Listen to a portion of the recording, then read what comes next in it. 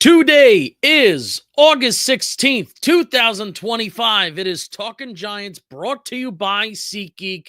The Giants have beat the Jets in the MetLife Bowl by a score of 31-12, and I am excited, and I hope you're excited too. My dog Mikey is excited. He's sitting right on my lap. He's licking his nose because that's how excited he is about Jaxson Dart. Looks good. Total of 2 touchdowns today. Total of 3 in the preseason so far. And we will get to it right now. Mikey, go on the ground.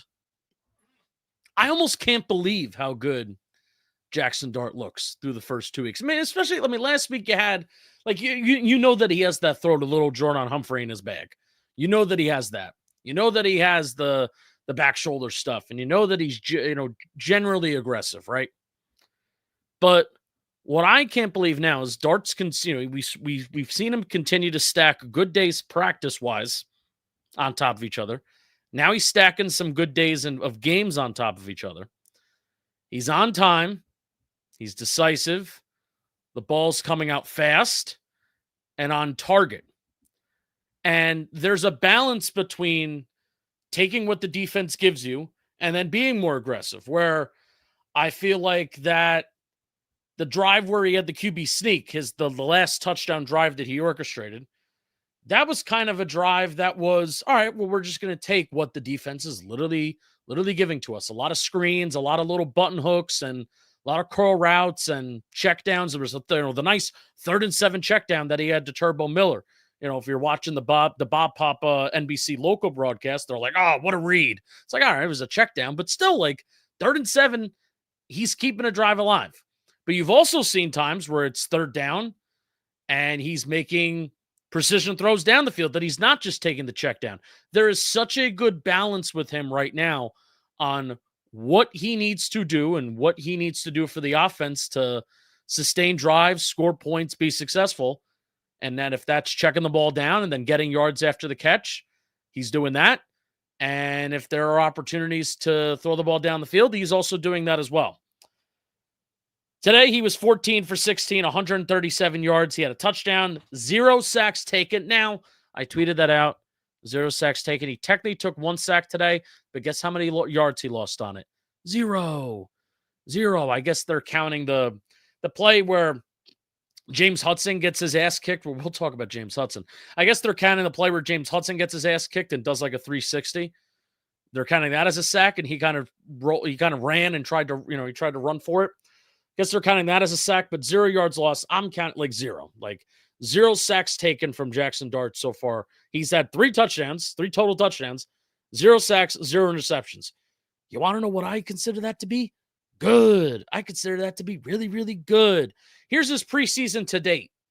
And I'm appreciative of Warren Sharp tweeting this out, because this is the time of year where you don't really get a lot of good stats because people don't care about preseason stats, nor really should you. But if you really want context of how Jaxson Dart's doing, Warren Sharp's got you with some quarterback stats. He is 26 of 35 so far this preseason with a 74% completion percentage. That's number 4 out of 35 quarterbacks. Dart has a 0.4 EPA per attempt. It's really damn good. That's number 3 out of all preseason quarterbacks so far. A 51% success rate. That's number 5. 8.3 yards per attempt. That's number 4. And I think, again, most importantly, 0 sacks taken where he has lost yards. Out of all that stuff, he's really good yards per attempt, EPA per play, success rate, top 5 and all that stuff. But just as important, no negative plays so far. I'm gonna tell you my favorite throw outside of the touchdown. We'll talk more about Dart and how I feel like he really orchestrated that second half of when he was in the 3rd quarter. But I'll tell you my favorite throw, and it wasn't the touchdown to Dulcich necessarily, because that was wide open throw, right? Still a good play. My favorite throw is there was like a play over the middle of the field to Montreal, Washington. I didn't say Darnell. Give me a fucking round of applause. Holy shit. I've said Montreal, Washington every time I talk about Darnell. I've said Darnell every time I'm talking about Montreal. Almost just did it again. But Montreal Washington over the middle of the field, I think that was his only catch of the day. A little not disappointed necessarily, but certainly the wealth was spread today. Like Juice Wells gets involved and everything like that. But Montreal Washington has a catch over the middle of the field, and it goes for, I think it's a play of 13, 14, 15 plus yards. I don't know if it's 20, but it's a nice, solid play.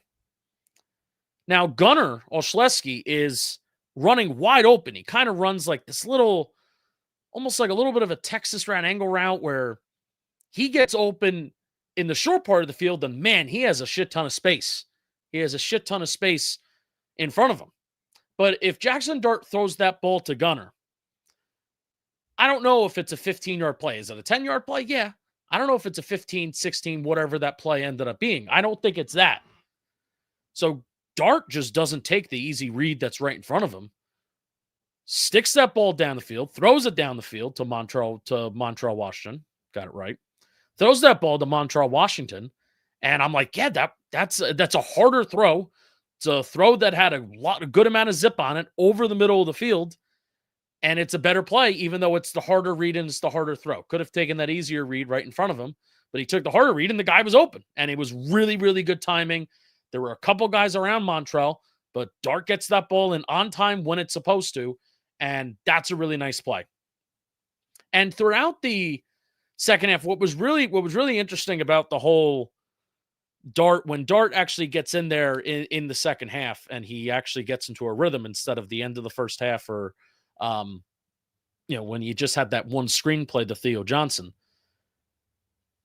Dable was going no huddle. Dable and Kafka, they were going no huddle. It was a no huddle offense. Now, it wasn't a hurry up offense necessarily, which I am a big fan of this if quarterbacks can do it. And this is where Russ and Dart are very uniquely different. I don't think Russ is going to want to operate an offense where it's hurry up / no huddle. I think he is a huddle it up kind of guy. But then you got to make sure, I think for Russ, you got to break the huddle early because you want time to survey. You want time to survey the field and, make your reads and check, call your checks at the line and all that kind of shit, right? But with Dart, I'm way more comfortable, obviously, in college going with the no huddle offense. And they weren't necessarily going hurry up, but they were still letting Dart survey at the line and kind of do some of the things that I think he's more comfortable doing. But also, I think it's so commonplace in college that in the NFL, it's kind of not commonplace. Like everybody huddles up and even though it was bad for the offensive lineman, like Marcus Bowe kind of had his hands on his hips. The broadcast was talking a lot about how Evan Neal was getting tired and his hands were on his hips. So it's certainly, I would say still, it's more of a deficit defense-wise for stamina than it is on the offensive side of the ball, especially if you're moving the ball forward and you're kicking ass like they were. So I liked putting Dart in that situation, kind of like what he was comfortable in, but also, is it a situation that you're comfortable in or it still is different because this is a different system. This is a different offense and the NFL is just a faster game, even in the preseason. So putting Dart in that situation, a spot that's familiar, yet also not familiar at the same time, kind of awesome to see him operate that and be so comfortable, be so efficient, be so smooth, be so confident operating out of that no huddle situation. One of the things that we said and one of the things that I was really hoping, like after the draft, everybody talks about his aura, his moxie, his confidence, and all the overused phrases and sayings about Dart after the draft. And one of the things that I was like, man, I'm hoping that all this stuff that, he seems like a likable guy and he talks with confidence, but the one thing at Ole Miss is like, this guy's a raw prospect, but he plays with that confidence too. He plays with that moxie. He plays, and I don't know how you play with aura, but I think you get the whole point. And you're seeing that early on. It's a lot of simple stuff, and defensive coverages are going to be simple too. And I don't know how much McDermott and Aaron Glenn the last 2 weeks, they're disguising stuff pre and post snap. I don't know how much they're doing that. Probably not a lot at all compared to if you're going into a week 1 game, a week 2 game where it's like, how can we fuck with this rookie quarterback? I don't think that's what like the Bills and the Jets were. I don't think that was their plan the last 2 weeks, but still stacking good days, stacking these really good moments. And again, to go back what I said in the beginning, I'm like surprised.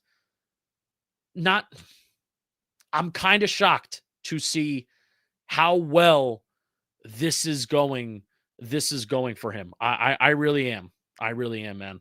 The first half, that Theo Johnson screenplay, I haven't seen any Brian Daboll comments yet. I hope a beat reporter asked, was that play that he came in for in the second quarter with like 7 minutes to go while Russ was still driving while Russ was still in the game and they were driving, was that one play hey, let's see what, not that Dable's going to answer this anyway.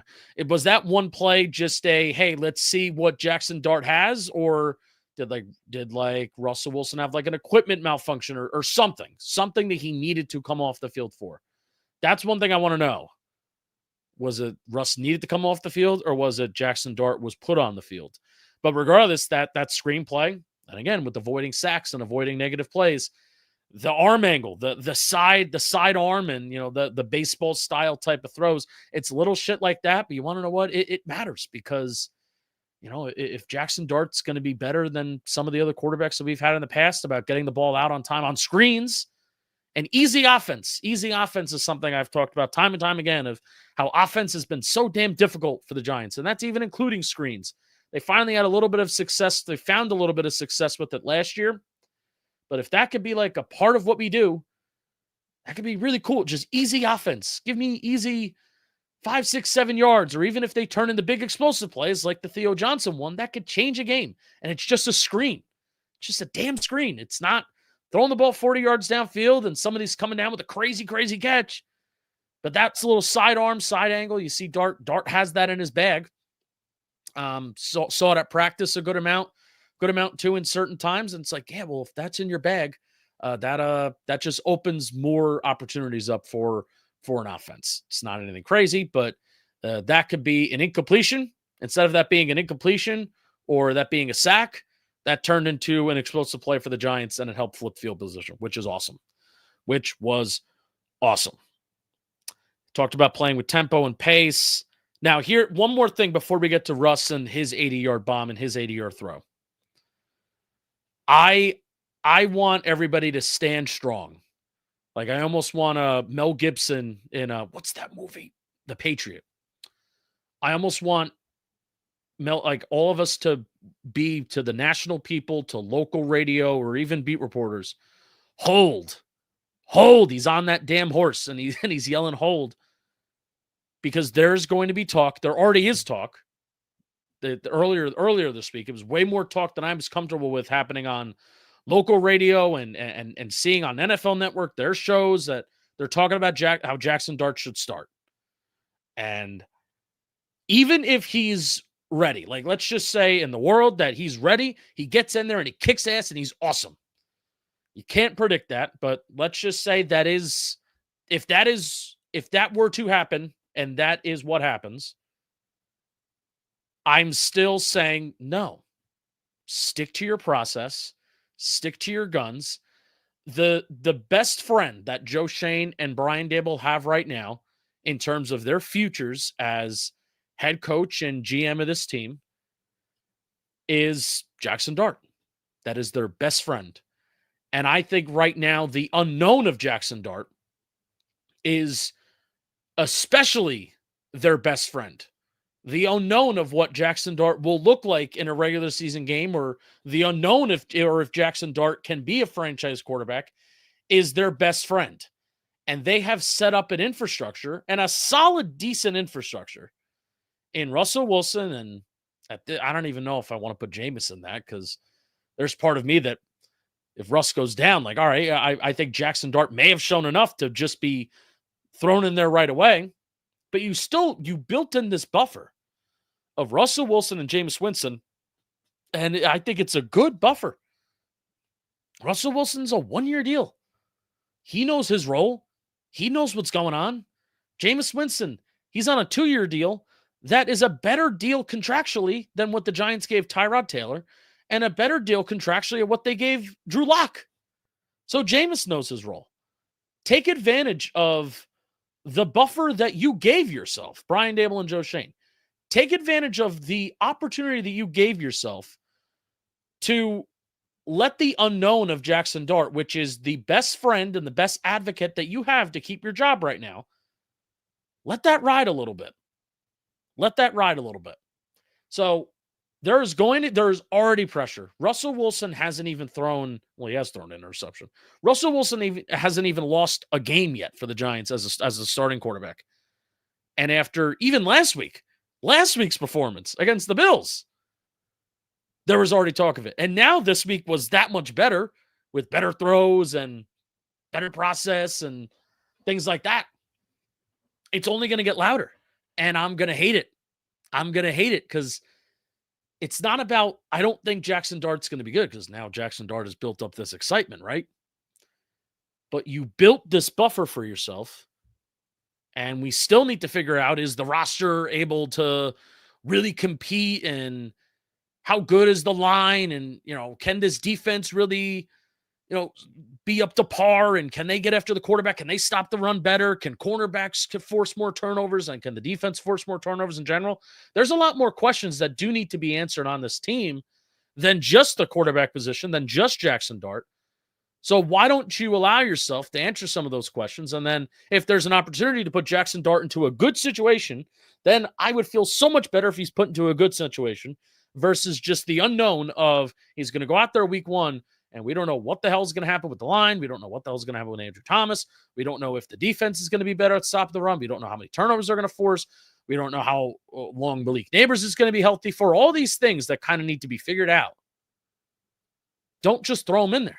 You built yourself this infrastructure. And I'm kind of reacting to, I'm not even reacting to Twitter. I'm reacting to the conversation that's going to happen this week. Mel Gibson, the Patriot, channel it, hold. Tell people to hold. It's like they built this buffer for themselves. Let them use it. Let them use it. And I don't think Russell Wilson is going to be awful. I don't think Russell Wilson's going to be awful. And I think he showed that kind of right away. 80-yard bomb to Bo Collins. 80-yard throw, 80-yard bomb to Bo Collins.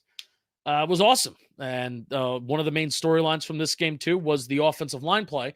But before that, I do not have a producer in my ear reminding me of this, but the inner producer in me, I need to read an ad before I talk about Russell Wilson, because today's episode is sponsored by Hims. Hims can't solve snoring or blanket stealing, but when it comes to performance, they've got you covered. Take control of ED with personalized treatments made with proven ingredients, prescribed by licensed providers, 100% online. Through Hims, you can access personalized prescription treatment options for ED like Hod Mints, Sex RX Plus Climax Control if prescribed. You shouldn't have to go out of your way to feel like yourself. Hims brings expert care straight to you with 100% online access to personalized treatments that put your goals first. To get simple online access to personalized, affordable ED, care for ED, hair loss, weight loss, and more, visit hims.com/giants. That's hims.com/giants for your free online visit. Hims.com/giants.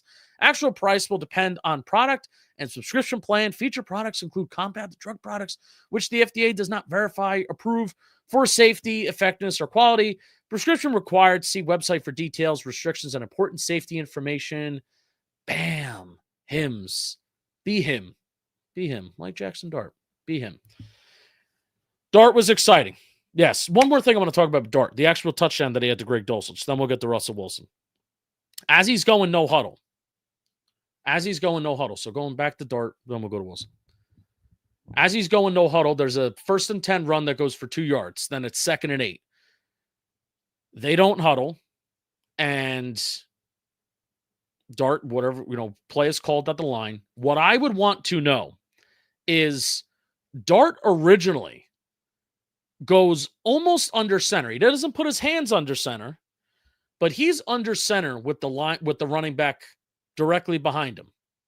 Maybe an under center 11 or 12 personnel look, right? And then eventually backs up and he's taking the snap out of the shotgun, and then the running back moves directly to his right. I don't know. There's a certain period where Mike Kafka and the play caller can still be in your ear. And I don't know how many seconds that is on the top of my head. Like, when does that actually cut off, right? When does Mike Kafka's feed get cut off in Jaxson Dart's ear and Jaxson Dart's helmet? So when Jaxson Dart's kind of lining up under center, and there's still like 20 seconds left on the shot on the play clock, right? So I don't know if that's Kafka telling him to back up and, hey, adjust this and go here. I don't know if that was Dart adjusting it, or I don't even know if that was that. Maybe that was the play call in general, and Dart just wanted to get a better look of things under center. I don't know, but I saw that and I thought that was really interesting. Again, Dart's not rushing. Dart's not, I have to get in my spot and I have to stay in my spot. Like, the dude is confident. He's comfortable. And I thought on that touchdown to Greg Dulcich, it really showed it. Really showed it. He is starting under center. And whether that was planned or not, backs up. There's still like 20 seconds left. So maybe Mike Kafka is in his ear. Backs up. Running back moves. Does that fake little toss. Fake little toss to Dante Miller going to his right. Goes back to the middle of the field. Greg Dulcich is running up the seam for that 20-yard touchdown. Boom. So that's what I wanted to talk about with Jaxson Dart and the touchdown. There's 20 minutes on Jaxson Dart. Hope you enjoyed it. Russell Wilson. 80-yard bomb to Bo Collins to start the game, and this is where the offensive line really comes into. The offensive line really did a nice job protecting. That pocket was awesome that Russell Wilson had. Does that little shoulder shimmy, looking towards the sideline, looking deep towards the sideline, and I think that shoulder shimmy was able to direct the safety away from the middle of the field. There was a deep safety over the middle of the field, kind of getting his eyes and maybe getting his body and his hips away from Bo Collins over the middle of the field. And that shoulder shimmy was enough for Russell Wilson's eyes. We're looking towards the sideline. Then he brings his eyes and his shoulders back towards the middle of the field, and then he's able to hit Bo Collins. That was a 65 air yard ball. I don't know if there's numbers on it, but he was standing. I mean, it was basically a straight-on throw where Russell Wilson's throwing that deep post over the middle of the field to Bo Collins. So it's not like the ball went left or right where you have to add on air yards. It was about 65 air yards and hits him in stride. And Bo Collins is able to fall down to the 1 yard line, the 2 yard line, and then the Giants are able to punch it in for a touchdown. So that was one of the more impressive deep throws that we've seen over the last couple of years. The Tyrod Taylor throw to Darius Slayton, I want to say, against the Rams in 2023, where I think that was a 63-yard air yard throw. And that was one of the longest. I think it might have been the longest air yard throw of that season. Definitely was top 5. It was top 3. It was significant because I remember it. So I would love to see. Maybe, hopefully next gen will tweet out something like 65 air yards from Russell Wilson. That would have been the longest throw of the last 25 years. And whoa, that's awesome. So that's cool, man. We know that Russell Wilson can do that shit. We know that he can do that. So Bo Collins too. Hey, man, just as much as the 80-yard throw is, the 80-yard catch is impressive and the yards after the catch, he's had a really good camp. Talked about him on the streams a lot. And as Jalen Hyatt's fate with the team is up in the air, what really stuck out to me too is Bo Collins, bigger body guy. If he could be a receiver and they can motion him in and he could be like this inline pseudo blocker on the touchdown run, that first drive, the touchdown run, he's in there and he gives a key block that allows the running back to score a touchdown. And they did that a couple times with him. So just as significant as, okay, you can make a big catch and Russell Wilson's going to really have a nice throw on that. But that's how you can garner value. Whereas, Slayton's a smaller guy. They would do this with Shep a lot. They would motion Shep. And Shep was certainly Shepard was like a legitimate, like good run blocker as a wide receiver. But they would do that where they would motion him. They would motion Shep in, and then he would be in the box, and he would be an additional blocker. If Bo Collins can carve out himself a role doing that, then that is a huge advantage. And I'll tell you what, I can't believe we're having this conversation, but Jalen Hyatt can't do that. Kind of going in all of this offseason and even through the majority of camp saying, well, the Giants have 4 wide receivers. There's no way they're not going to keep Jalen Hyatt, right? I don't even think it's a matter of not keeping Jalen Hyatt. I just think the relationship is in a weird spot. I think it's in a really, really weird and interesting spot where he may be on, like, I made sure I asked Art, if you listen to the Art Stapleton episode, I made sure that I asked Art, not is he on the 53-man roster after cutdown day? Because he probably will. Is he on the 53-man roster before week 1?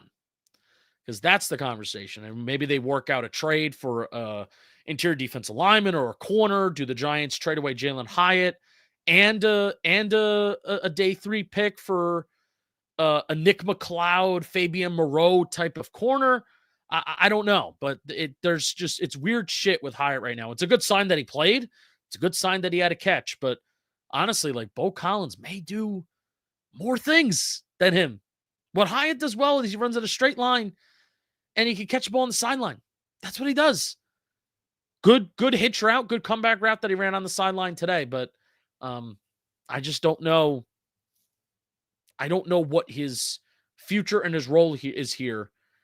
And also, I think the relationship between him and the Giants is really strained. So good on Bo Collins. Obviously, stock up, 80-yard catch, and as a blocker, and as like this inline in the box blocker as a wide receiver. Advantage there. Jalen Hyatt gets out there, has a catch. Cool. Nice. Russell Wilson looked decent. I think the interception miscommunication, that was Bo Collins on the receiving end there. I don't really read into that at all. It's a UDFA, and Russell Wilson and the UDFA aren't on the same page because they haven't had a lot of reps together, which I get. But there are certain little things that are the difference between Russell Wilson having a really good day and then Russell Wilson having, just the 80-yard throw, which that will be the highlight, and that is the takeaway, and that is why it was a good preseason day for Russ. But these little things, the interception miscommunication, they were driving down the field, and they were running the ball well too, which we'll talk about. There was a false start on the first play of a drive by Theo Johnson that takes you back 5 yards. That's the little stuff that can make a difference. And then let's talk about the Wan'Dale Robinson third down drop. Let's talk about that. Wan'Dale needs to not drift on that throw. It was a 3rd and 6. Nice throw by Russ. Nice read by Russ. Maybe Russ needs to rip it half a second earlier. I certainly think he could have done that, but I also think Wan'Dale, knowing that he's open and kind of knowing that there may be somebody behind him coming down and crashing in, Wan'Dale can't just drift towards the sideline and upfield. Wan'Dale's got to sit. You got to know that I'm way past the first down marker here. It's a 3rd down. I'm going to get this first down. I got to sit and do my job here, move the chains, possess this ball, catch this ball, go down to the ground, and keep this drive alive. And instead, Wan'Dale drifts towards the sideline. He does not attack the ball in the air. And then there's safety right behind him is able to come, make a break on the ball. Robinson still gets 2 hands on it, but still that would have been it's a really hard catch. Would have been an easier catch if he just sat there or even just attack the ball in the air instead of drifting backwards. You can't drift backwards. And that's going to be the little shit that will be the difference between winning and losing games. Especially when I feel like this year's offense will give you more opportunities to have big plays, to have, the 80-yard play to Bo Collins. It'll give you more opportunities to, flip the field and be more successful in that regard. But still, even though this isn't an offense where you may need to play just perfect ball all the time like we have relied on the last couple of years, it's still the little shit like that I think will matter. Especially the interception. They were really moving the ball that drive. And they probably were going to score 7 points there. They were running the ball well, and this is where we get to the offensive line again. Really good pass protection throughout the game for a good part of it. James Hudson, though, I think that the one sack that Jaxson Dart technically took where he lost 0 yards on it, I think that was the James Hudson play where he somehow does like a 360. And I got PTSD flashbacks to Nate Solder, where it's like, oh my God, I am watching offensive linemen that are spinning around and they're nearly doing 360s, and that's not what they should be doing. It's not what you should be doing, man. And we're getting to a point where I don't know if Marcus Bowe necessarily kicked ass like he did against the Bills. I didn't really get a chance to fully lock in on him. But the fact that and also he was at left tackle, not just right tackle, which was different from Marcus Bowe. So shout out to him that he didn't look like that. I don't even think Marcus Bowe had like any disaster plays, and he was lining up at like this new position in this new spot, right? So that kind of goes that kind of is like an underrated storyline too. I think Marcus Bowe deserves a legitimate shot to be the swing tackle. I do. And I don't want to put too much pressure on Marcus Bowe, but James Hudson like will have those disaster plays. He will have those plays where he looks like Nate Solder. I think he's athletic. I think James Hudson has decent feet, and I think he could be a mover in space and things like that. But it's not good. He has not looked good over the summer, and then tonight was a really, really bad moment that he had. And glad that Dart has good pocket awareness to actually step up and start to move and start to run away, or else that could have been a really bad sack coming from the blind side. So James Hudson stock down. Marcus Bowe continued to have stock up. And with Evan Neal, so the broadcasts, I have never seen a local broadcast, any broadcast at all, try and really go out of their way to hype not just any player up, but an offensive lineman. They were like every play that Evan Neal did something decent or all right, they went out of their way to hype him up, man. And I'll say, like, it was fine from Evan Neal. It was fine. I still just think I'm walking away from this game saying the same thing about Evan Neal that I've been saying all of camp. There's going to be linemen that are going to beat him with speed, that are going to beat him with just overall quickness. And that's how Evan Neal is going to lose when he does lose at guard. It won't be all the time. I think the rate of him losing will be less at guard than it was at tackle, which is the benefit of moving him to guard. But do I think he's going to be clear and above the starter on this team? No.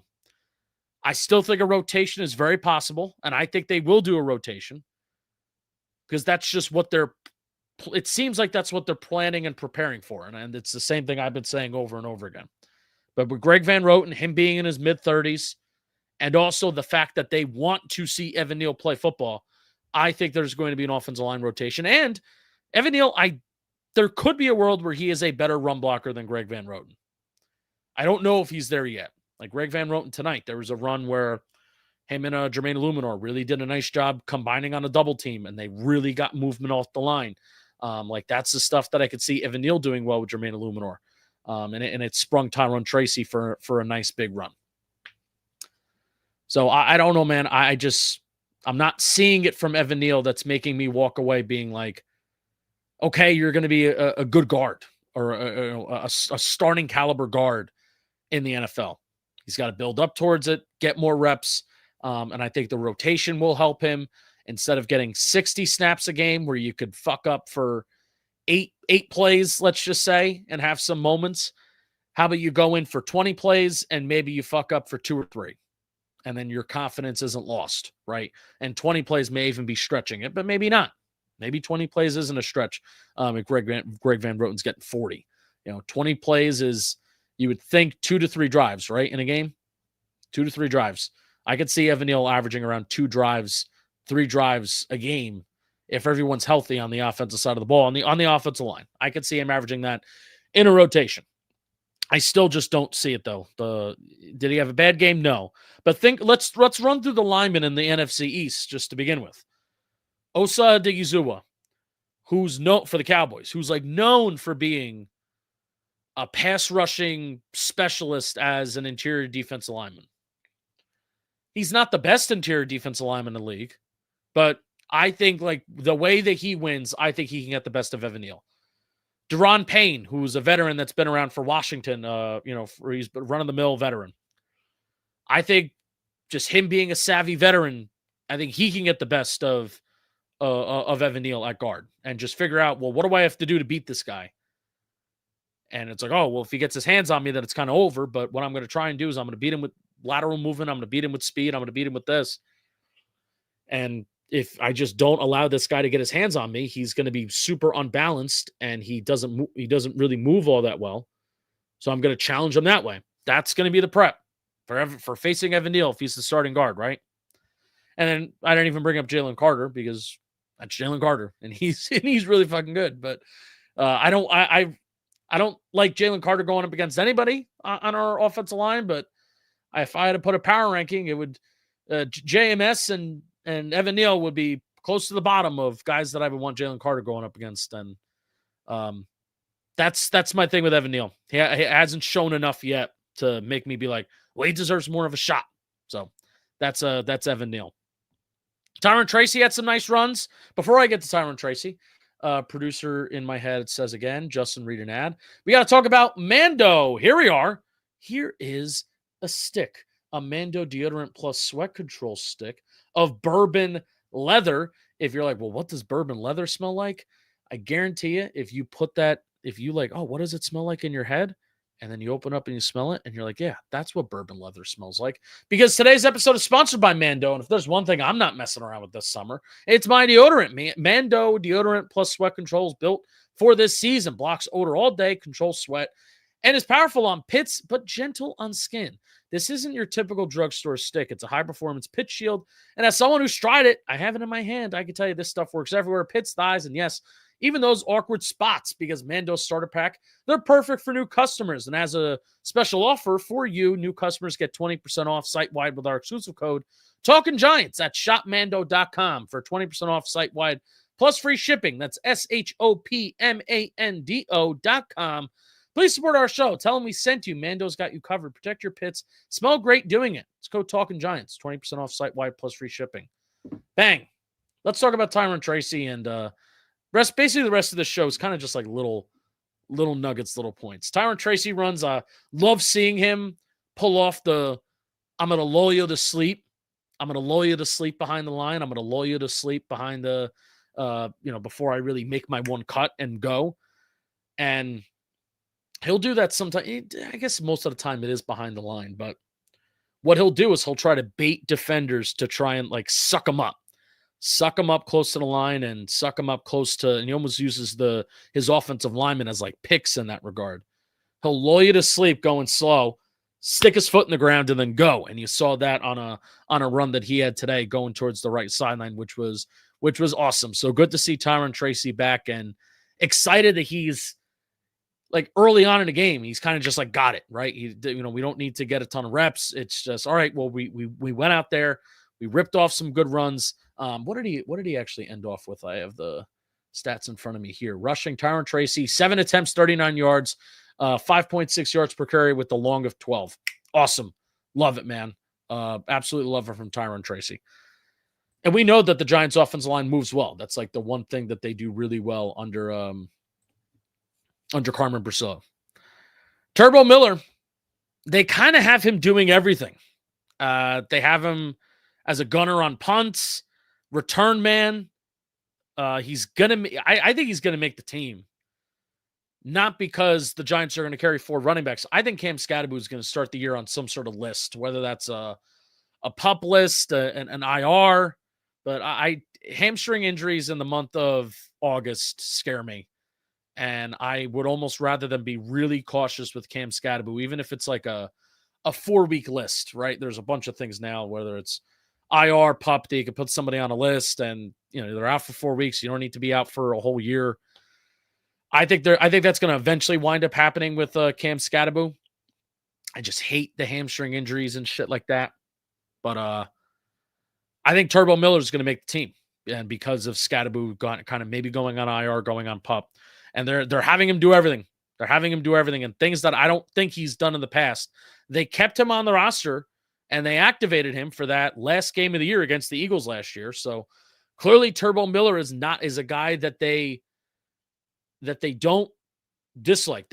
I don't think he's just the guy that they want to just throw away. So while Cam Scadaboo may struggle with injuries, I think Turbo Miller may make the roster as the 3rd running back to start the season because Cam will not be active. Gunnar Olszewski is returning kicks and punts today. So thinking about how is this all going to shake out? These roster like 49 to 53 or 50 to 50, 50 to 53. With Bryce Ford Wheaton going down, that kind of changes, I think, a lot of certain things where, who's going to be wide receiver 5 and 6, but not just wide receiver 5 and 6, but who's going to serve that Bryce Ford Wheaton role on special teams of being the special teams ace. Dalen Cambry, I think, had a really good tackle on special teams today. I don't think I was watching. I think I was trying to clip something, but I heard on the broadcast them really, sing his praises on that. So special teams, other than that, like nothing really major, right? Defensive side of the ball, Roy Robertson Harris had a good start to the game. He had a really good game against the Bills last week, and man, that's a guy that's a little frustrating that he had a bad camp, and I think he's historically hasn't been a very good football player, but the Giants are kind of relying on him to be a veteran run stopper, and if he can do that, that would be huge. Paulson Adebo and Cordell Flott had nice coverage on Garrett Wilson, both on third downs, especially Cordell Flott, where he had a pass deflection and a pass breakup, diving on Garrett Wilson. That was a really, really nice play. Really nice break on the football. And, dude, I don't know if I've seen Deonte Banks make a play on the football like that. And as this keeps going on and as this keeps going forward, and, Cordell Flott, he may be a worse cover corner, right? But if you're not going to have as many bad moments as Deonte Banks and you're going to flat out just give better effort, even though Cordell Flott's 170 pounds, 180 pounds soaking wet, if he's just going to flat out give better effort on shit, which I think he does, I don't think Cordell Flott can't be an awesome run defender when he's that light. But do I think he gives better effort as a tackler and in the run? I think he gives better effort. And I think you definitely saw that on that third down play. Diving and going after that football. Awesome. Jets have to punt the ball. They get rid of the ball, and ball goes back to the Giants. Huge play in a football game, right? So Cordell Flott, really nice pass deflection on Garrett Wilson. Nice job. The death by 1,000 cuts, that I feel like teams, if they really commit to their run game against the Giants defense, I still feel like they could have some success. Micah McFadden, he had one play where he really misjudged where a run play was headed. Seemed like he had an opportunity to make a play on the ball, but running back just goes right by him. He gets lost. He gets lost in a crowd of people. Running back goes by him. He really misjudged where to go. Thought Kayvon played well. He had a quarterback hit. He registered the only quarterback hit on the day. He had a really nice inside move early in the game. Kayvon's had a week. Kayvon the last week has showed the fuck up, and I kind of had this theory. I think I said it on a live stream, the Jets recap live stream. I think Kayvon over the years is a guy that likes being a football player, but he doesn't love football. But Kayvon understands right now that if he wants to get paid, then he's got to go. He's got to go, man, because the Giants, whether it's intentional or not, have kind of given him a little bit of a challenge of all right, dude, there's two guys in front of you that are better than you. There's two guys in front of you that we like more than you. They picked up his fifth-year option, which I'm glad that they did. But Kayvon Thibodeau has to know, and he is a business-savvy person, and he gets the game of being a football player, right? He knows how to play the game. Dude wants to get paid, and I don't blame him for that, man. I don't blame him. So you bet your ass, I think you're going to see the best version of Kayvon Thibodeau this year, because he knows that, damn, man, if I'm not going to play, then if I'm not going to play as much as I used to, then I better go out there and I better kick ass. And when I'm out there, whether it's an audition for this team or whether I'm showing the rest of the league that I could do this damn thing and I'm deserving of a good contract and a multi-year deal with guaranteed money. That's what he wants to show. That's what he wants to show. So we've seen some really good Kayvon ball in the joint practices. And then, man, he was jacking people up in the run game, and that outside inside move that he had. Some good stuff from Kayvon Thibodeau. Abdul Carter had his welcome to the NFL moment. A tight end just blows him up. I don't think he saw it, but blows him up on a chip. He lined up as an off-ball linebacker at one point, like an off. I wrote down on my notes. He lined up as an off-ball linebacker, where it was separate from the interior linebackers, like outside of the tackle, but it was also further back from them. So in the progress and in the game of trying to watch of where he lines up and where he goes, that's where he was at one point. That's good English. Brian Burns had some nice run stops. And then really the last point that I have is Bobby Okereke was out there the longest as a starter while the rest of the second string defense was in. And I thought that was interesting. And I have no clue as to why that happened. Even if the reporters asked Dable why that happened, I don't think they will answer that. So that's basically it. We're 45 minutes in. I'll go to the chat. Brex is going to bed. I will see you later. And I'll also see you later. Wes, we're having fun. And yeah, your guy Cordell Flott. I'll tell you what. Wes Locke, you know Wesley Westicles from this show. Wes, I think you're either his rookie year or his second year, Wes, you tell me, bought a Cordell Flott jersey, and I looked at him, and I'm like, are you kidding me? Like, that's going to age bad. And then it's kind of aged kind of well. It's aged well. Like, Cordell Flott last year, I talk all the time about the next-gen stats and, like, the coverage separation and the player separation that Deonte Banks has all the time. I talk about it all the time because it's good. It's like top 5 in, like, the lowest amount of separation that Deonte Banks allows when he's targeted with his receivers, right?